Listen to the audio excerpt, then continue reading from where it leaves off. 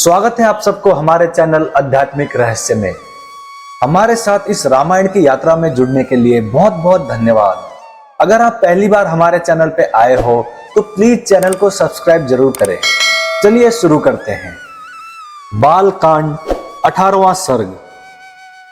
राजाओं तथा ऋष्यशृंग को विदा करके राजा दशरथ का रानियों सहित पुरी में आगमन, श्री राम, भरत, लक्ष्मण तथा शत्रुघ्न के जन्म, संस्कार, शील, स्वभाव एवं सद्गुण, राजा के दरबार में विश्वामित्र का आगमन और उनका सत्कार। महामन राजा दशरथ का यज्ञ समाप्त होने पर देवता लोग अपना अपना भाग ले जैसे आए थे वैसे लौट गए। दीक्षा का नियम समाप्त होने पर राजा अपनी पत्नियों को साथ ले सेवक, सैनिक और सवारियों सहित पुरी में प्रविष्ट हुए।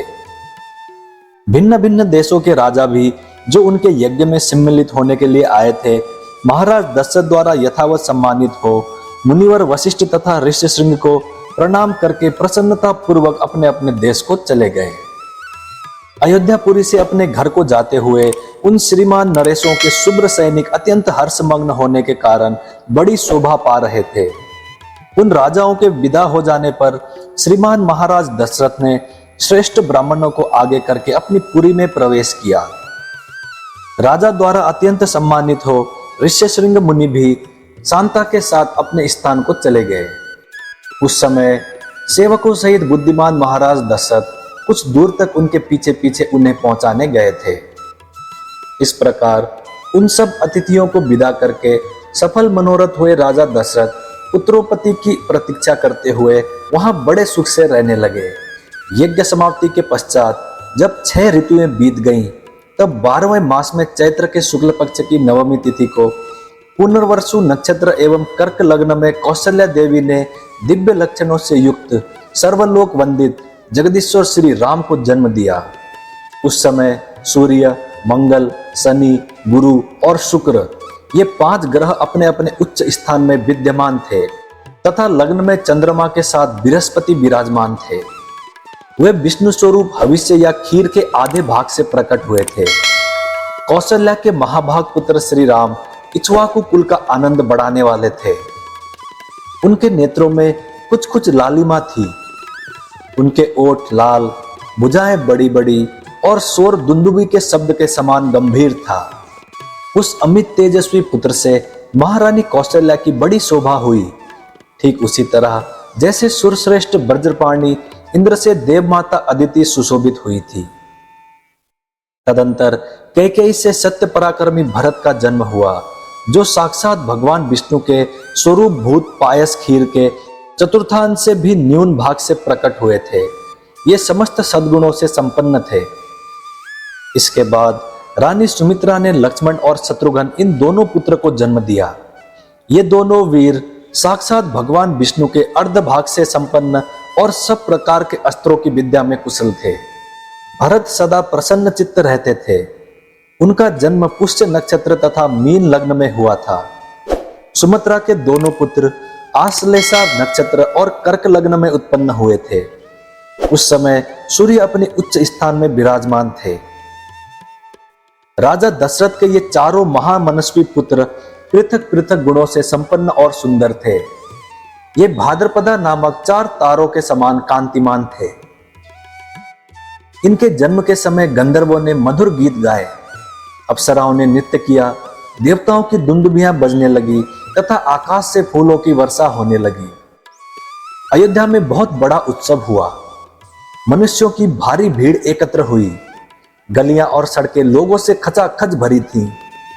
बहुत से नट और नर्तक वहां अपनी कलाएं दिखा रहे थे। वहां सब और गाने बजाने वाले तथा दूसरे लोगों के शब्द गूंज रहे थे। दीन दुखियों के लिए लुटाए गए सब प्रकार के रत्न वहां बिखरे पड़े थे। राजा दशरथ ने सुत, मागध और बंदीजनों को देने योग्य पुरस्कार दिए तथा ब्राह्मणों को धन एवं शस्त्रों गोदन प्रदान किए। 11 दिन बीतने पर महाराज ने बालकों का नामकरण संस्कार किया। उस समय महर्षि वशिष्ठ ने प्रसन्नता के साथ सबके नाम रखे। उन्होंने ज्येष्ठ पुत्र का नाम राम रखा। श्री राम महात्मा परमात्मा थे। कैकेयी कुमार का नाम भरत तथा सुमित्रा के एक पुत्र का नाम लक्ष्मण और दूसरे का शत्रुघ्न निश्चित किया। राजा ने ब्राह्मणों, पुरवासियों तथा जनपदवासियों को भी भोजन कराया। ब्राह्मणों को बहुत से उज्जवल रत्न समूह दान किए। महर्षि वशिष्ठ ने समय समय पर राजा से उन बालकों के जात कर्म आदि सभी संस्कार करवाए थे।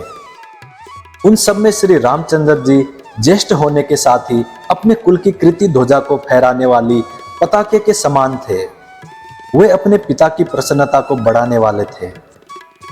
सभी भूतों के लिए वे स्वयंभू ब्रह्मा जी के समान विशेष प्रिय थे। राजा के सभी पुत्र वेदों के विद्वान और शूरवीर थे। सबके सब लोकहितकारी कार्यों में संलग्न रहते थे। सभी ज्ञानवान और समस्त सद्गुणों से संपन्न थे। उनमें भी सत्य पराक्रमी श्री रामचंद्र जी सबसे अधिक तेजस्वी और सब लोगों के विशेष प्रिय थे। वे निष्कलंक चंद्रमा के समान शोभा पाते थे। उन्होंने हाथी के कंधे और घोड़ों की पीठ पर बैठने तथा रथ हाँकने की कला में भी सम्मानपूर्ण स्थान प्राप्त किया था। वे सदा धनुर्वेद का अभ्यास करते और पिताजी की सेवा में लगे रहते थे। लक्ष्मी की वृद्धि करने वाले लक्ष्मण बाल्यावस्था से ही श्री रामचंद्र जी के प्रति अत्यंत अनुराग रखते थे। वे अपने बड़े भाई लोकाभिराम श्री राम का सदा ही प्रिय करते थे और शरीर से भी उनकी सेवा में ही जुटे रहते थे। शोभा संपन्न लक्ष्मण श्री रामचंद्र जी के लिए बाहर विचरने वाले दूसरे प्राण के समान थे। पुरुषोत्तम श्री राम को उनके बिना नींद भी नहीं आती थी। यदि उनके पास उत्तम भोजन लाया जाता तो श्री रामचंद्र जी उसमें से लक्ष्मण को दिए बिना नहीं खाते थे।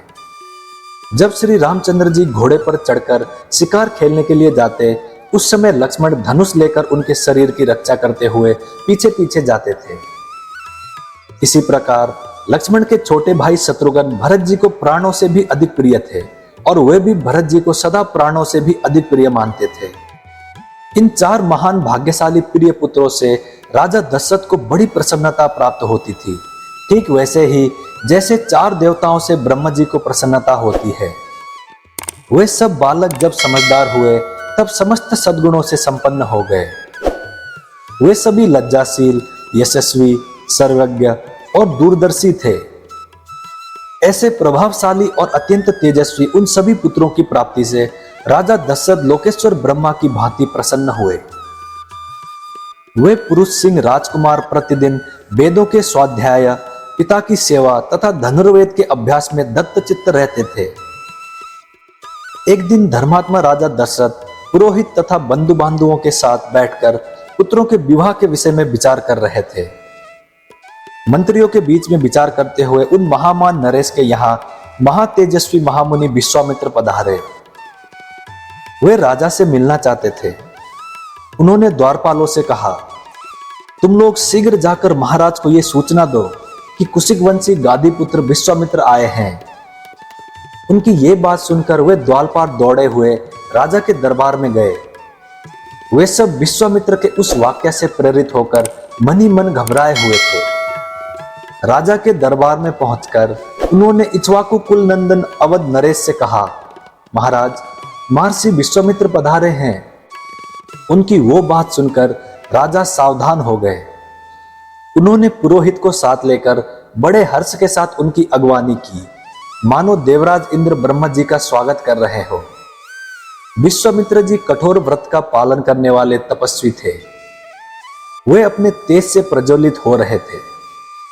उनका दर्शन करके राजा का मुख प्रसन्नता से खिल उठा और उन्होंने महर्षि को अर्घ्य निवेदन किया। राजा का वो अर्घ्य शास्त्रीय विधि के अनुसार स्वीकार करके महर्षि ने उनसे कुशल मंगल पूछा। धर्मात्मा विश्वामित्र ने क्रमशः राजा के नगर, खजाना, राज्य, बंधु बांधव तथा मित्रवर्ग आदि के विषय में कुशल प्रश्न किया। राजन, आपके राज्य की सीमा के निकट रहने वाले शत्रु राजा आपके समक्ष नतमस्तक तो हैं। आपने उन पर विजय तो प्राप्त की है ना?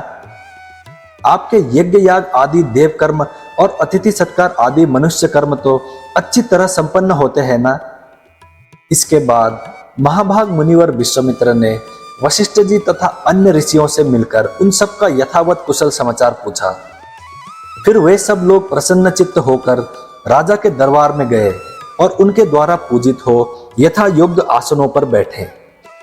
तदंतर प्रसन्नचित्त परम उदार राजा दशरथ ने पुलकित होकर महामुनि विश्वामित्र की प्रशंसा करते हुए कहा, महामुने, जैसे किसी मरण धर्मा मनुष्य को अमृत की प्राप्ति हो जाए, निर्जल प्रदेश में पानी बरस जाए, किसी संतानहीन को अपने अनुरूप पत्नी के गर्भ से पुत्र प्राप्त हो जाए, खोई हुई निधि मिल जाए तथा किसी महान उत्सव से हर्ष का उदय हो, उसी प्रकार आपका यहाँ शुभागमन हुआ है, ऐसा मैं मानता हूं।